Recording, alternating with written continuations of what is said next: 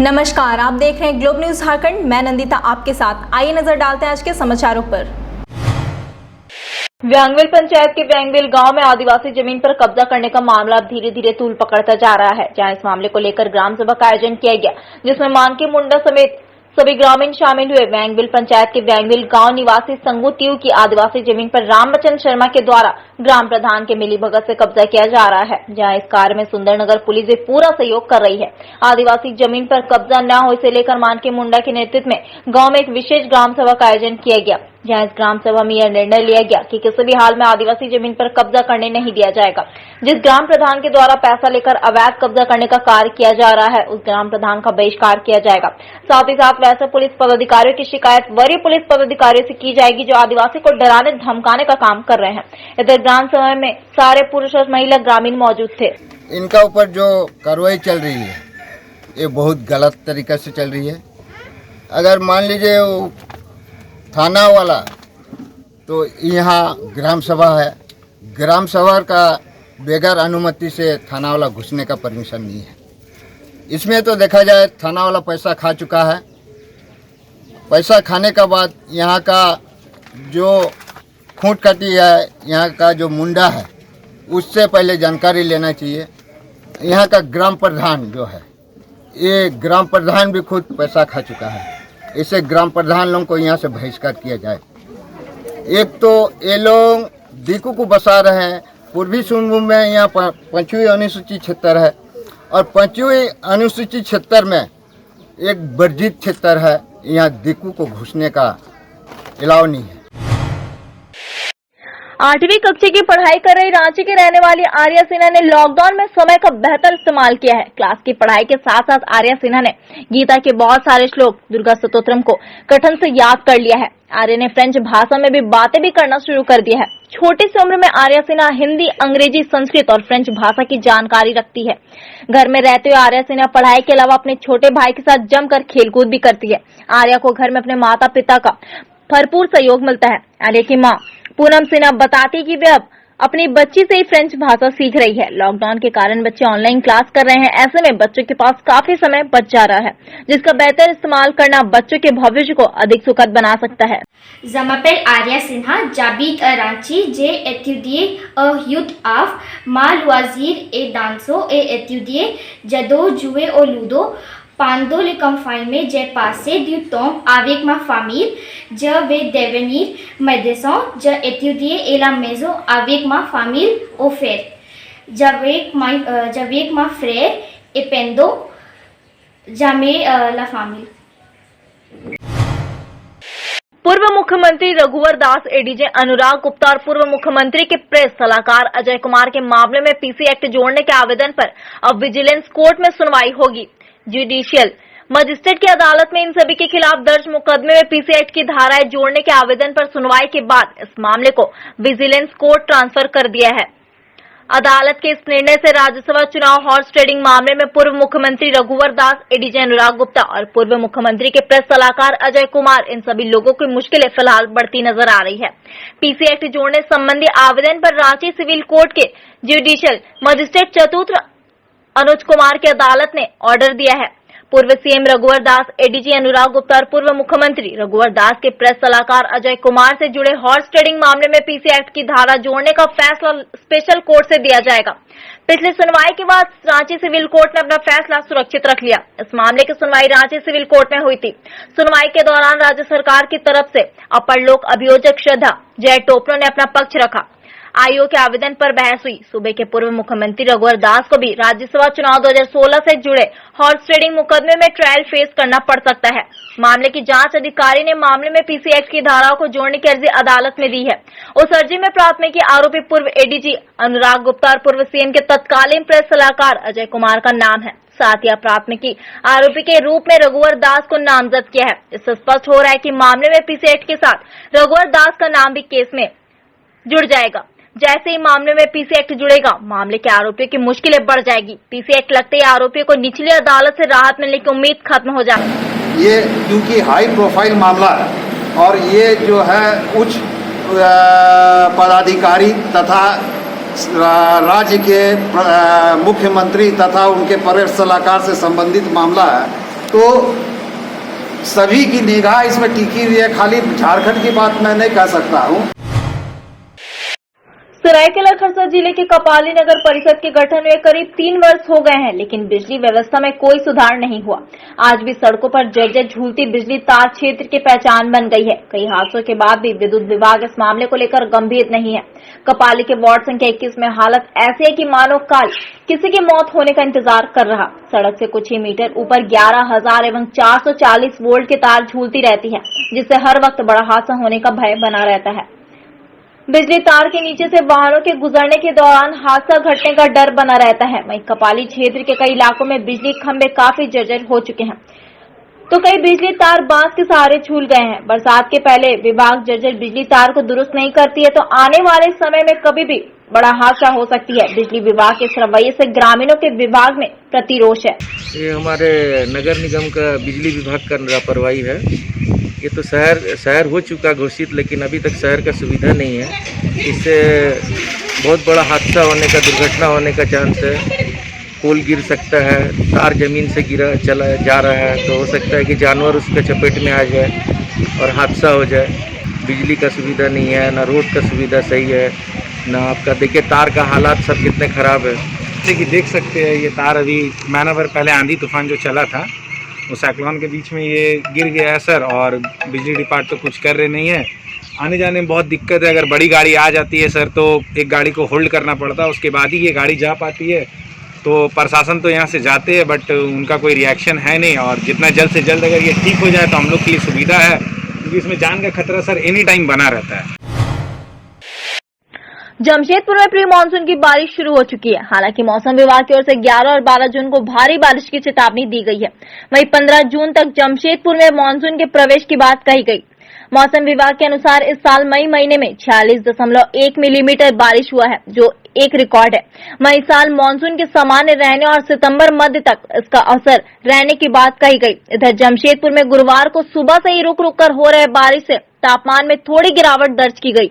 मौसम विभाग के अधिकारी राजीव प्रसाद वर्मा के अनुसार इस साल बारिश अच्छी होगी और किसानों को इसका लाभ मिलेगा। हालांकि उन्होंने अगले 2 दिनों तक भारी बारिश के साथ थंडरिंग की भी चेतावनी दी है और आम लोगों से सावधानी बरतने की अपील की है। जो टेंटेटिव डेट है साउथ वेस्ट मानसून का जमशेदपुर में 15 जून है, और लगभग मानसून उसी समय से यहाँ पहुँचा है। और 3-4 दिन जो है अधिकतम तापमान में ज़्यादा परिवर्तन नहीं होगा। 11-12 तारीख को जो फोरकास्ट है वो हेवी रेन की संभावना है। ठीक है, 2 दिन थंडर लाइटनिंग का फोरकास्ट है और 11-12 को हेवी रेन का फोरकास्ट है। Telco mother Teresa welfare trust प्रकरण मामले पर झामुमो पार्टी के वरिष्ठ नेता सह विधायक रामदास सोरेन ने कहा, जो लोग दोषी है उन पर कार्रवाई होनी चाहिए। Telco mother Teresa welfare trust प्रकरण मामले पर विधायक रामदास सोरेन ने कहा कि बीच बीच में यह मामला आते रहता है, सच्चाई के लिए जांच जरूरी है। 1-2 साल पहले भी ऐसा कुछ बात सामने आई थी जो लिपापोती कर दिया गया है। आज पूर्ण रूप से जांच की जरूरत है। जो भी लोग गलत है उन पर कार्रवाई होनी चाहिए। बताया जा रहा है कि सामाजिक संगठन समेत कई लोग लगातार जल्द से जल्द कार्रवाई की मांग कर रहे हैं। मैं बता दूं, 2 नाबालिग लड़कियों ने ट्रस्ट के संचालक हरपाल सिंह थापर और उनकी पत्नी पुष्पा रानी तिर्की पर कई गंभीर आरोप लगाए हैं। तो पूरा हम गहराई से नहीं जानते हैं, हम केवल पेपर में देखे हैं। लेकिन ये बीच बीच में आते रहता है। ये मामला जो है ना बीच बीच में आते रहता है। सच्चाई के लिए ये जांच जरूरी है। इसके 1-2 साल पहले भी एक ऐसी कुछ बातें आई थी, तो उस पर वो बाद में मिट्टी मैंने उसको ये कर दिया गया, लिपापोती कर दिया गया। अच्छा, आज यहाँ पूर्ण रूप से जांच की जरूरत है, और जो भी हो, जो गलत है उसको कार्रवाई होना चाहिए। पिछले दिनों झारखंड राज्य के स्वास्थ्य मंत्री बन्ना गुप्ता द्वारा नाई समाज को नौवा कहे जाने पर समाज सहित राजनीतिक दलों ने मंत्री का विरोध करना शुरू कर दिया है। पिछले दिनों लॉकडाउन के नए गाइडलाइन जारी करने के दौरान स्वास्थ्य मंत्री बन्ना गुप्ता ने किन किन दुकानों को खोले जाने का अनुमति दी है, इसका उल्लेख करते समय नाई समाज को नौवा शब्द से संबोधन किया था, जिसके बाद नाई समाज ने इसे अपना अपमान मानते हुए विरोध शुरू कर दी। वहीं कुछ राजनीतिक दलों ने भी मंत्री के इस तरह का शब्द का उच्चारण करने के प्रति विरोध जताया है। राष्ट्रीय नई क्रांति सभा के प्रदेश अध्यक्ष मनोज ठाकुर और भाजपा नेता विकास सिंह ने इसका पुरजोर विरोध करते हुए मंत्री बन्ना गुप्ता से 24 घंटे के अंदर सार्वजनिक रूप से माफी मांगने को कहा, अन्यथा पूरे राज्य में मंत्री पुतला दहन करने की चेतावनी दी है। मैं राष्ट्रीय नाई क्रांति सेना के प्रदेश अध्यक्ष मनोज ठाकुर, मैं इसका पूर्ण विरोध करता हूं कि अगर 24 घंटा के अंदर बन्ना गुप्ता जी के द्वारा अगर माफी सार्वजनिक तौर पर नहीं मांगा जाता है तो मैं 24 घंटा के अंदर पुतला दहन पूरे झारखंड में करवाने का काम करूंगा। जब भारत आज़ाद हुआ तो भारत के संविधान में साफ अक्षरों में लिखा हुआ है कि जो भी भारत में रहेगा वो सब एक समान रहेंगे। एक मंत्री सत्ता के नशे में इतना मगरूर हो चुका है कि वो आदमी को आदमी नहीं जानवर समझ रहा है। नाई समाज हमारे परिवार के अभिन्न अंग है। ये ऐसा समाज, ये ऐसा परिवार है, जब हम लोग किसी घर में जन्म होता है अथवा मरण होता है, शादी ब्याह होता है, तो यह समाज बढ़ चढ़ कर उसमें आगे आता है। बिना इनके वो काम हो नहीं सकता है। और ऐसे समाज को नौवा बोलना कहीं ना कहीं उसी मानसिकता को दर्शाता है। जमशेदपुर के टीएसडीपीएल कंपनी में कार्यरत सुरक्षा कर्मियों को काम से बैठाए जाने और बकाया वेतन समेत बोनस नहीं दिए जाने की शिकायत लेकर सुरक्षा कर्मियों ने उप समायुक्त से मुलाकात की और न्याय दिलाने की मांग की। इन सुरक्षा कर्मियों के अनुसार ये सभी लोग सिक्योरिटी एजेंसी के तहत कार्य कर रहे थे। विगत कुछ दिनों कर्मियों को 50 वर्ष के उम्र में ही जबरन सेवानिवृत्त करवा दिया गया और कई कर्मियों का वेतन सहित एरियर और बोनस भी रोक दिया गया। जब पूर्व में उप समायुक्त से इसकी शिकायत की गई तब कंपनी प्रबंधन ने आश्वासन दिया था कि वे खुद सिक्योरिटी एजेंसी के बकाया वेतन को काटकर कर्मचारियों का बकाया भुगतान करेंगे, लेकिन पिछले दिनों कंपनी ने संविदक सिक्योरिटी एजेंसी को बदल नए एजेंसी को कार्यभार दिया गया, जिसके द्वारा इन कर्मचारियों की बात नहीं सुनी जा रही है, जिस कारण ये कर्मचारी अपने आप को असहाय महसूस कर रहे हैं। उन्होंने उप समायुक्त से इस मामले में हस्तक्षेप करते हुए न्याय की गुहार लगाई है।